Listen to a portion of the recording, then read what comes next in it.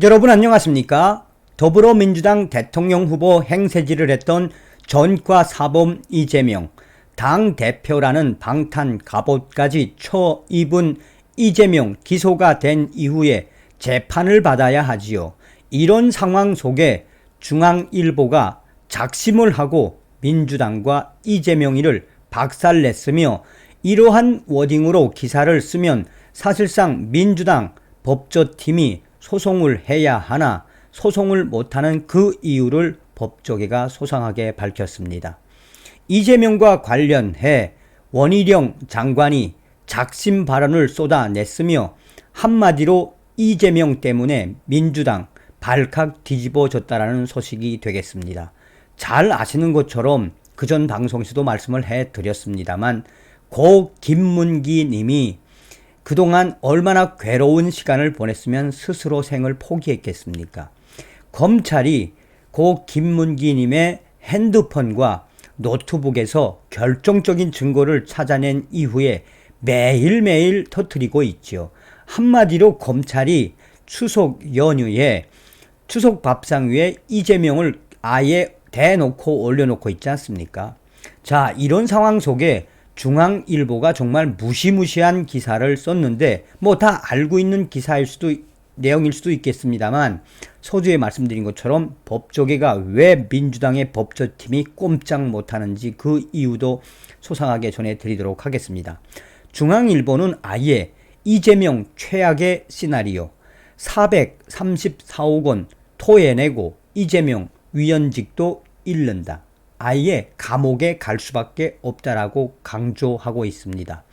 검찰은 지난 8일 현직 국회의원인 이재명 더불어민주당 대표를 제20대 3구 대통령 선거 기간 숨진 김문기 전 성남도시개발공사 개발사업 1처장을 성남시장 시절에는 몰랐다라는 취지의 발언, 성남시 백현동 부지 용도 변경과 관련해 국토교통부가 성남시를 협박했다는 취지의 발언으로 허위 사실을 공표한 혐의, 공직선거법 위반 혐의로 불구속 기소했다.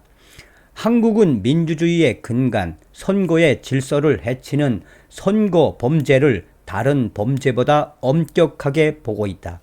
징역 또는 금고형보다는 가벼운 벌금형을 선고받는 경우라도 후보 본인이 해당 선고와 관련해 100만원 이상의 벌금형을 받으면 당선 자체를 무효화하거나 직을 상실하게 되고, 나아가 일정 기간 동안 선거권, 피선거권을 박탈한다.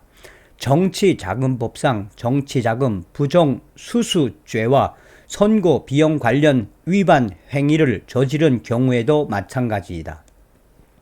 대선 본선에서 낙선한 이재명 대표는 지난 6월 1일 지방선거와 함께 치루어진 재보궐선거에서 인천 계양을에 출마해 국회의원 배지를 달았다. 그런데 이재명 대표가 기소된 혐의는 대선 당시 선거법을 위반했다는 것이다.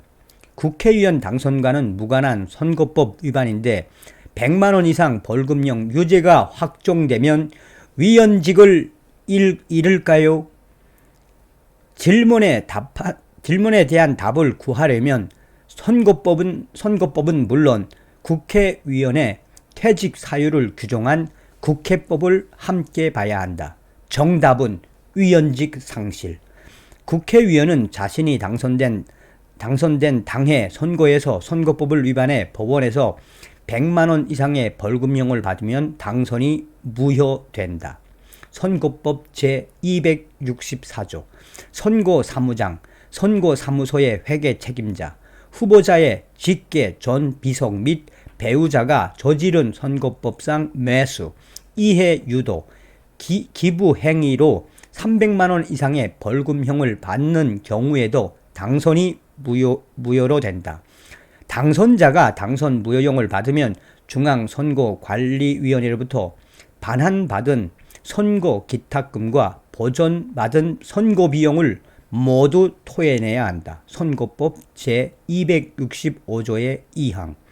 하지만 당의 선거가 아닌 다른 선거에서 선거법을 위반해 100만 원 이상의 벌금형을 받으면 국회의원 당선 자체가 무효로 되진 않는다. 다만 형 확정 후 5년간 선거권이 박탈되고 이에 따라 같은 기간 동안 피선거권도 사라지게 된다. 선거권과 피선거권 박탈 기간은 집행유예 이상의 형을 선고받는 경우 10년으로 늘어난다. 이제 국회법으로 가보자. 국회법은 위원회 법률에 규정한 피선거권이 없게 됐을 때는 퇴직하고 피선거권이 박탈되는 형을 선고한 법원은 판결이 확정 뒤 지체 없이 국회에 통지해야 한다고 규정하고 있다.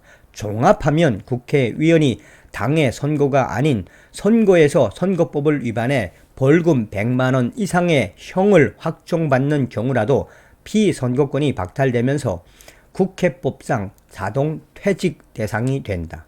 따라서 위원직을 잃게 된다. 선거법이 아니어도 1년 이상의 징역 또는 금고형을 선고받고 그 집행이 종료되지 않았거나 집행을 받지 않기로 확정되지 않은 경우 선거권이 박탈돼 같은 이유로 직을 상실하게 된다. 지난해 7월 22일 컴퓨터 등 업무 방해 혐의로 징역 2년의 실형이 확정된 김경수 전 경기지사는 선거법 위반은 무죄였지만 당연 퇴직 대상에 올라 지사직을 잃었다. 피선거권도 형 집행 종료 후 5년까지 제한된다. 선거법은 비록 낙선자라도 당의 선거에서 선거법을 위반해 100만 원 이상의 벌금형 등 당선 무효에 해당하는 형을 확정받으면 반환받은 선거 기탁금과 보전받은 선거 비용을 선관위에 모두 돌려주도록 규정하고 있다. 이재명 대표는 대선 당시 민주당 후보로 출마했다가 낙선했다. 이번에 기소된 대선 관련 선거법 위반 혐의로 100만 원 이상의 벌금형을 확정받으면 이재명 대표는 기탁금 3억 원을, 민주당은 선거비용 약 434억 전액을 선관위에 반환해야 한다. 아예 작심을 하고 중앙일보가 이재명의 운명과 민주당의 운명을 점쳤죠. 자, 이에 대해 법조계가 지금 뭐라고 강조하고 있느냐. 중앙일보의 작심 기사는 한마디로 민주당과 이재명 사법 리스크는 현실, 즉 이재명은 재판에서 이길 수 없음을 중앙일보가 강조했다. 이에 법조계에서는 이러한 사태에 민주당 사실상 법조팀이 이러한 중앙일보의 명예훼손과 또 민주당의 여러 상황에 대해서 민주당 법조팀이 고소할 수도 있지만 고소를 못하는 이유는 바로 중앙일보의 기사가 팩트이기 때문이다. 따라서 민주당의 법조팀은 이러한 팩트 기사, 사실상 이재명 당대표와 민주당의 운명은 정해져 있다라고 법조계는 강조하고 있습니다. 자, 원희룡 지사가 이재명 아예 빠져나갈 수 없게끔 쐐기를 박았습니다. 원희룡 국토부 장관은 백연동 국토부 협박 없었다. 원희룡 국토부 장관은 경기도 성남시 분당구 백연동 한국식품연구원 부지의 용도를 변경하라고 국토부가 협박했다는 이재명 대표의 주장에 대해 그런 사실 자체가 없다. 이재명이는 거짓말을 하고 있다라고 강하게 성토했다. 원희룡 장관은 채널 A, 뉴스 A에 출연해 앵커의 관련 질문에 원 장관은 수사기관에서 정식 질의가 와서 다 조사한 다음에 답변을 했다. 이재명 당대표가 협박이라고 할 만한 게 전혀 없다는 회신을 수사기관에 보냈다라고 밝혔다. 원희룡 장관은 성남시에서 식품연구원이 공공기관 이전 대상에 해당되느냐고 해서 국토부에서는 따라야 할 의무가 없다. 일반적인 협조 사항을 낸 거다라며 공문을 2번 냈다라며 이재명 당대표가 그걸 가지고 직무유기로 협박을 했다고 주장했는데 그건 수사기관에서 판단할 일이라며 국토부는 이재명 성남시장에게 협박을 했다는 그런 사실 자체가 없다라고 강하게 질타를 했다. 이후 원희룡 장관의 이런 대답은 향후 검찰의 이재명 재판에도 매우 이재명에게 불리하게 작용될 것이라고 법조계는 분석하고 있다라고 전하고 있습니다. 매일매일 이재명과 민주당 얻어 터지고 있습니다. 다음 시간에 뵙겠습니다. 멸공.